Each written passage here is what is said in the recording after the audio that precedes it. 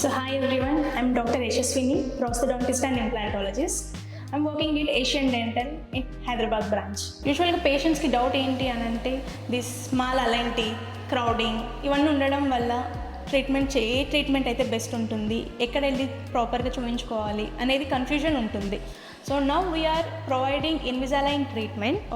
These are the advancement of the orthodontic treatment.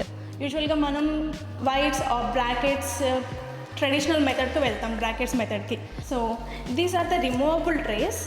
So ఇవి use చేసుకొని మనం crooked teeth కానీ క్రౌడెడ్ గ్రాడ్యువల్గా స్ట్రైట్ అవుతూ ఉంటుంది.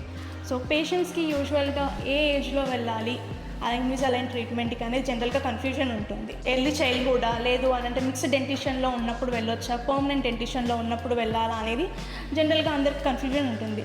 సో వెనెవర్ పిల్లలకి మిక్స్డ్ డెంటిషన్లో ఉన్నప్పుడు both deciduous milk tooth and permanent tooth ఉన్నప్పుడు ఇన్విజాలైన్ ట్రీట్మెంట్ అనేది స్టార్ట్ చేయించుకోవచ్చు.